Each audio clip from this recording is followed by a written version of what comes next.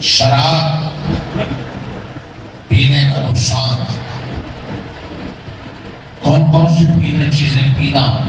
اسلام میں منع ہے تو ان کی اجازت؟ مسلم شریف کی حدیث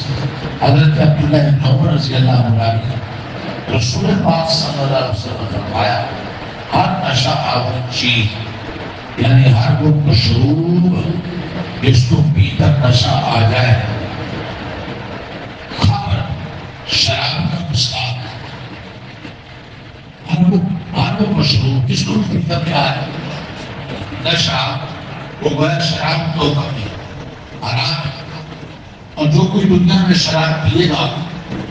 اور اس حال میں مرے کے برابر شراب پیتا ہوں، شراب سے توبہ بھی نہیں کی، شراب پینا چھوڑا بھی نہیں، شراب پیتا تھا اور اسی حال میں مر گیا، توبہ نہیں کی،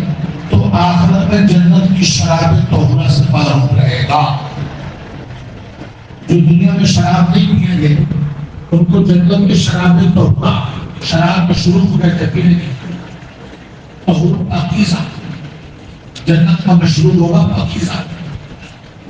نہ اس سے نشہ آئے گا کہ اچھائی برائی کی تمیز ختم ہو جائے، نہ وہ حرام ہو، پاک صاف مشروب جنت کا ہوتا، وہ ان کو ملے گا جو دنیا میں حرام مشروبات سے بچتے ہیں، جو دنیا میں شراب یا شراب جیسی چیزیں پیتے ہیں اور توبہ بھی نہ کی، توبہ کیے بغیر مر گئے تو وہ جنت کی نعمتوں سے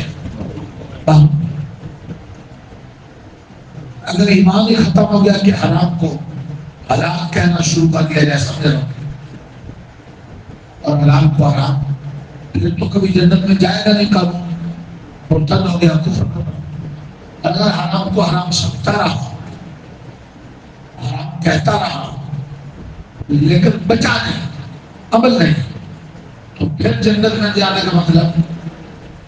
پہلے دولت میں جائے گا، جنت کی نعمتیں ملے گی۔ اگر ایمان اور کلمہ اس کا باقی ہے، اس بات پر اس کا عقیدہ ہے کہ اللہ کے علاوہ کوئی عبادت ہے اور نماز روزہ فرض ہے، پڑھنا ہے، اگر آخرت ہے، حساب کتاب ہے، اللہ کی حرام کردہ چیزوں کو حرام سمجھتا رہا، حرام کردہ چیزوں کو حرام اور حلال کردہ کو حلال، پھر آخر کار جنت میں چلا جائے گا۔ اللہ کو قادر ہے پہلے بھیج دے لیکن کروں نہیں۔ جی عقل مندی یہ ہے کہ کفر سے نہیں بچے، اللہ کی حرام کردہ چیزوں کو حرام سمجھے، حلال کو حلال سمجھے، وہ غلطی ہو جائے تو فوراً سچی توبہ کریں، بار بار توبہ کرتے رہیں۔ توبہ کرنے سے دنیا میں انسان عذاب سے بچا رہتا ہے اور توبہ کرنے سے آخرت کا راستہ بھی کلیئر ہوتا رہتا ہے۔ اللہ توبہ کی توفیق۔